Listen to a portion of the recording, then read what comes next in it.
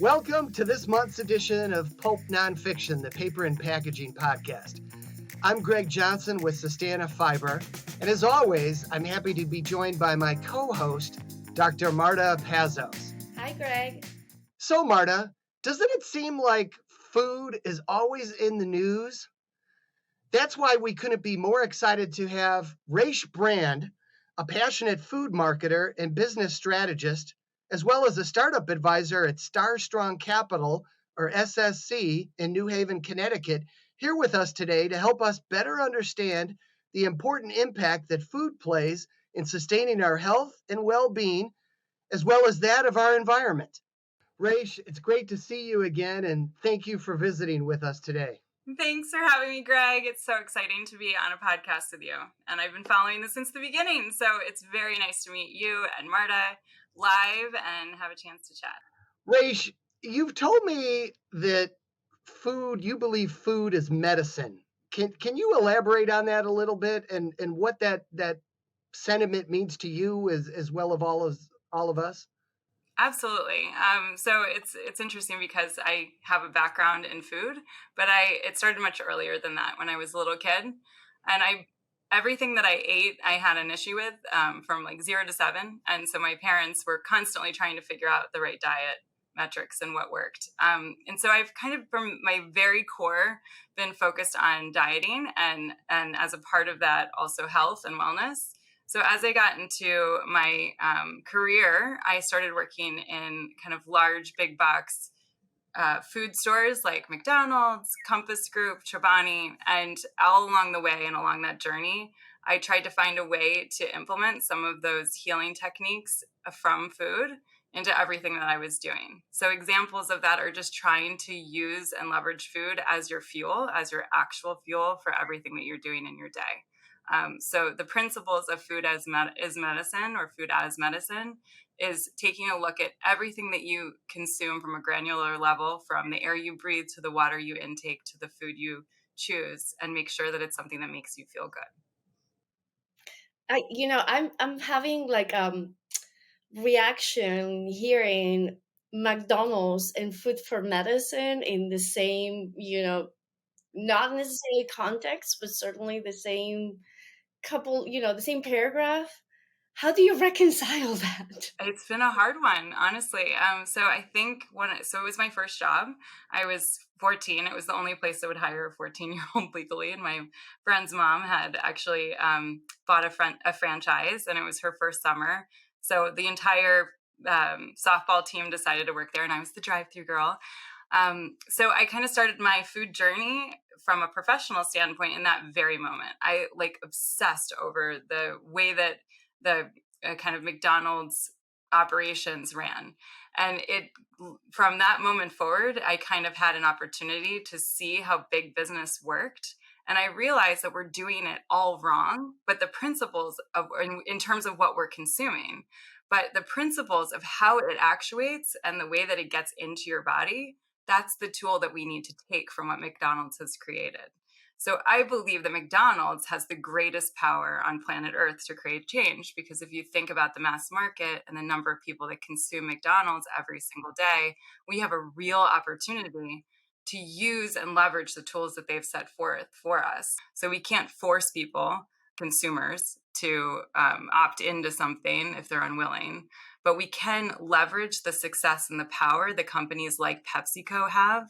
And now they're starting to invest in new technologies like food tech and innovation around food. And those items, one of the core principles that they are leading with is something that still tastes delicious. So even though it might have a food as medicine base, they have something within the structure, the confines of that brand going forward that still retain that core principle of delicious. And that's how the new consumer public is starting to shift. Well, tell us, as a former consultant at Chobani, how did they influence your food philosophy, and did that play a part in your food as medicine mantra? So it's interesting. Actually, what I took from Chobani, and I loved that experience so much because it gave me an opportunity to actually connect with the customers. So my role at Chobani was supporting the food service community and helping the food service community to onboard with Chobani. When I came in 2013, we were like losing customers hand over fist at Chobani on the food service side because things weren't working the way that the end consumer, in this case, the culinary kitchen staff person, needed it to arrive. And so we did everything from creating a new pack size to a new container for the product to come in, to education and materials surrounding Greek yogurt and what that looked like. And remember, in 2013, Greek yogurt had still really not hit kind of the mass market. I mean, Chobani was doing quite well, but they hadn't really expanded into all channels. And the way that we got there was actually surprisingly through McDonald's and other key partnerships where we would do really big test opportunities. So in one case, we did a launch in Southern California McDonald's with a parfait, a Chobani parfait that was on the McDonald's menu. And it was like teasing and testing that product out into the consumer market really made a big difference. The other thing that Chobani did that I think is exceptional, it was before I arrived, but I had the privilege of creating 2 other locations for it, was they had a cafe. And what they found is that people weren't enjoying the flavor of, the Greek yogurt just as it was. But that's not how Greek yogurt is actually intended to be eaten. So if you go over to Turkey and to other parts of the world where Greek yogurt is prevalent, you see it mixed in with all of these unique combinations of flavors. So they created this cafe to actually act as a showcase for the talented product as the base. And we had 3 beautiful little scoops of yogurt, and we called them peaks and valleys. And then we would do a gorgeous drizzle of olive oil or agave or honey or some kind of item. And then we would do a variety of different toppings. I remember when Chobani launched for the first time ever in the US, I saw savory flavors of yogurt at the shelf. My favorite was the tomato basil. Everybody was like, "Are you crazy? That's disgusting." They took it away, and I'm like, I wish that I could have that delicious Chobani Totally. tomato basil You flavor. can. You can still have it in the cafe in New York. I believe it's still on the menu. And if not So there, I don't live in New York, unfortunately. I I wish. know. They have one at Woodlands, a Walmart in Woodlands, Texas, also, which is kind of fun. Well, Rache, beyond Chobani, you've been involved in a lot of other fascinating food businesses. And I know right now you're the CEO of One Potato, the Los Angeles-based meal kit company. What's the meal kit space like these days, and what's it like being a CEO? So the long story short is I left Chobani and I went into venture capital, and I was in the process of raising my first fund during the pandemic. It did not go well. My family and I figured the better choice for us was to move back east from San Francisco, and we ended up in Connecticut. When I moved to Connecticut, I actually met my partner, who's the perfect match for me, and we met at a book club, which was pretty exciting and a great group to be part of. And her organization is called Star Strong Capital. We're actually in the process of rebranding it for a new launch in the beginning of the new year. And she invests in early stage companies with real-time returns. So when I met Spring and she was on this journey of helping to invest in some of these lower margin businesses where you're going to see a 2 times return or 2 to 5 times return, that was very appealing to me. Because in the food industry, again, you're not going to see the 30-time return exits like you would see in a fabulous SaaS organization. It's just there's too many variables that create that dynamic. One Potato is a business that was invested in before I arrived. And when I arrived, I said, "Oh, we invested in this business. Interesting. I'd really like to dig into the numbers." And so I did. And the numbers weren't adding up correctly. And I reached out to at the time, the co-founders. And we had a really nice discussion. They were really open to support. And I came in to kind of support them. After digging into their books, I felt like there was a lot of room for improvement and opportunity. And they were really willing to have me help. So it's now 2 months in of figuring out our game plan together. I have actually taken on an ownership level position. And I'm now CEO. So Spring and I share in that responsibility together. She's chairman of the board and I'm the CEO, and we still have Chris and Catherine working alongside of us, which are the original co-founders. So that feels pretty exciting to me. On the meal kit side, it's really hard business. I mean, again, logistics are crushing us right now. But one of the very exciting things that we've done because of the nature of how the business started, Catherine has this mommy blog called Weelicious, and we make the menu items from Weelicious's website. So she creates these, she tests them out just like Chobani does, real-time audience. She gets immediate feedback, and then we make it into a meal. And I love that. So we're actually a media company that happens to make food for families. And to me, that feels really exciting because I have young kids and, I'm part of a great community of women who have, who are leaders in our community and happen to have children. And we're all busy and we're stretched for time. And the fact that, one potato can actually create a pre-prepared or prepped product that I can basically put on the stove for a few minutes to make me feel like I cooked something delicious and healthy, but it looks amazing when it's done, like it came from a restaurant. That feels awesome to me. So I'm excited about the position. Not super ideal that it's in California and I live in Connecticut, but it's what it is. Rache, I know you know that Sustana Fibers recycled fiber is used for all kinds of sustainable food and beverage packaging, from paper cups and carryout containers to sandwich wraps and even microwavable sleeves. That being said, what do you see in the meal kit space as far as brands shifting from paper, from plastic, especially for single-use applications? So that's a really good question, Greg. And I don't know the answer yet. From our standpoint, we deal with so many logistics that it is really hard for us outside of the outside box to be able to manage our ship out with anything other than plastic. And that's frustrating for me as somebody who believes in sustainability. And it's also really frustrating, I think, for our customers.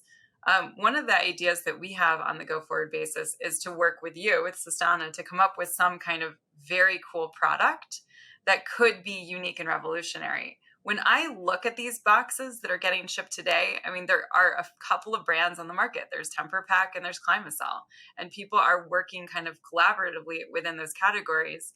And I would say that they have not really expanded beyond it yet. But I think that there's a way for us to get there. I will put a little plug in for my husband, who chooses to be a supporter for schools across our community in Connecticut. And one of the things that he's done with all of the packaging is he makes them into houses with the kids. And I think that there are lots of fun things that you can do, whether it's boxes or plastics.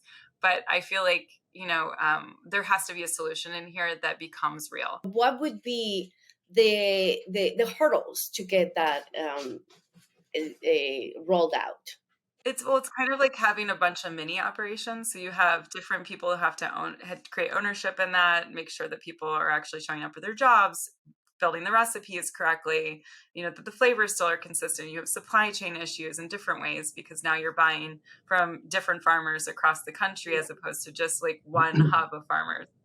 So it does really increase your time and energy put into creating that overall plan. But once it's set up, I mean, interestingly, when we think about media and meal kits, that's the way I'm going to think about it. And this idea of creating this media company, somebody like a Mr. Beast, if you're not familiar, you should check him up on YouTube. I mean, he made like $100 million in a weekend by creating a product that he sold through the internet that were made in ghost kitchens, and he just licensed the burger recipe.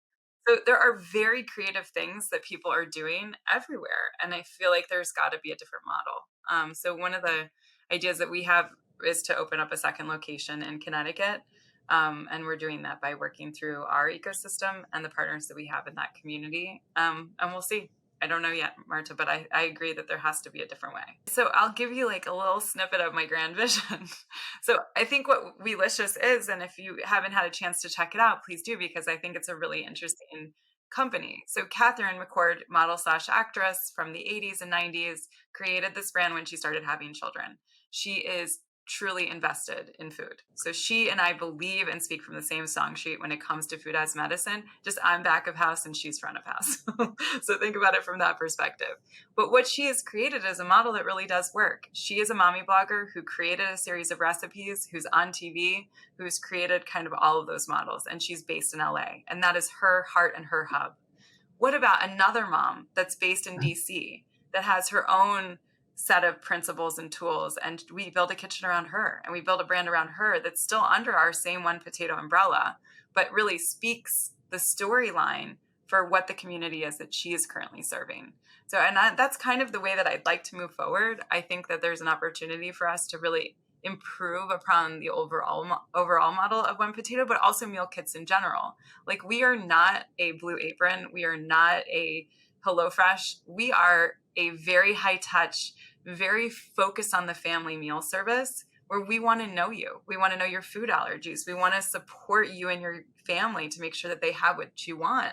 And for us, that's never going to work on a national scale because we're too far away from you to make it really count. And one of the things that I believe is that our grocery stores are going to go away in the future. And what we'll be left with is hydroponic, vertical growing spaces that actually pick and pack and distribute in last mile scenarios right from that operation. So I believe that the family farms will disappear and become indoors at some point, or participate in the overall ecosystem surrounding this kind of pick and pack operation. But Rache, you said a minute ago, you think that actual grocery stores as we know them today will disappear? They will disappear in the next 15 to 20 years. That is my prediction. I don't think it's going to be that fast, and I don't see it going that drastic in the next 15 to 20 years. But I do believe that there is something to be said about hydroponic spaces, urban growing, right? Totally. Urban harvesting and growing, and less of the centralizing of farming in big food operations, right? Let me ask you, Rache, about this. There's a new book out called The Oldest Cure in the World by Steve Hendrick, and it's about fasting. And, fasting's been around for thousands of years, practiced by many major religions around the world. They talk about how good it is for you. What are your thoughts on fasting, intermittent fasting? I know that's a pretty big topic today. Yeah, I love it. I actually, so interestingly, I haven't had time to eat since like Sunday. I mean, I eat like, when I'm dying, essentially, because I'm running around like crazy being a new CEO and, basically like a chicken with my head cut off. But like, I have an avocado when I'm dying of starvation. I just eat the whole thing. Or I, have a salad, or last night I ordered like Thai really late at night. And I feel great. Like, it's so weird, but the less I eat, the better I feel. I have green juice like twice a day, Marta, to your point, we have emphasized and obsessed over diet and health and exercise. And I think about this all the time. Like, I used to drive to the gym. I drove to the gym. It was like 2 miles away, and I drove to the gym. And I now, as an adult and parent, I'm busy. I don't have time to do that. And so I'm thinking about the same thing with food. Like, I used to go out to these super expensive, super like delicious restaurants. I'd order everything on the menu. And now I just don't eat as much, and I don't have to go to the gym as much, and I don't care as much. It's like a totally different mindset when you're busy and you're kind of in it with your family. One of the things that I constantly tell people as a person that gives advice on skincare is you need to find out what works for you, because what works for your friend may not be what works for you. So the good thing about all of these practices is not like going under the knife, like when when you're going to go either a liposuction or a lifting or Botox or things like that. You can actually experiment. So I would always recommend people to try and see what works best for them. Totally with you. That's good. That's good advice. Well, Rache, as we wrap up our conversation with you today, it's been a real pleasure. But I just wanted to ask you on a personal as well as professional basis in your everyday life, could you share with us just a couple things you do to help the environment from a sustainability standpoint? Oh, yes. Okay, so another plug for my husband. He is a Zen Buddhist and artist, and we live in the woods in Connecticut, and we live very modestly. So we drive two eco-friendly cars, and our I would say our footprint is pretty minor. We don't buy from Amazon unless we absolutely cannot find it anywhere else, which I hate to say that because I think Amazon is a brilliant business model, but I think there's so much waste in the way that they develop and ship. That's really hard for me. In terms of, our clothing and how we buy only from thrift stores or secondhand. We don't believe in producing, another item. There are plenty of items on the planet. We also lived for 6 years in Guatemala, and we saw what happens to all that fast fashion and where it lands. And at the end of the day, there's just so much trash on this planet that we need to start, trying to find alternative uses for it. We absolutely do not need to create anything new. So we support most of the brands that we support. I can't say 100%, but I would say many of the brands that we support believe in that same mindset. And we work really hard to make sure that our kids understand the value of $1 and hard work in everything that they do. We play outside and we play games. We don't really love video games, but that's obviously a huge part of culture. I don't know. That's pretty much it, I guess. Well, Rache, thank you so much.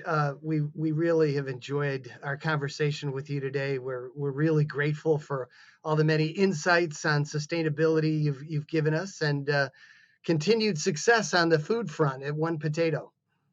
Thank you. Can I just make one last thing, Greg? Certainly.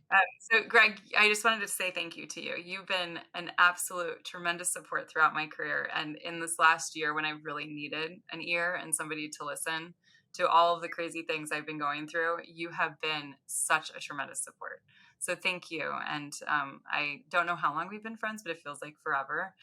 And I'm really grateful to you. Well, hey, you're more than welcome. And I really value our friendship. Yes, thank you guys. Have a good one. Bye-bye. Join us next month for a new episode of Pulp Nonfiction, the paper and packaging podcast. And be sure to visit sustanafiber.com for previous podcasts, as well as for information on all our recycled fiber products for your sustainable packaging needs. Thanks again. Remember to recycle, and we'll see you again soon.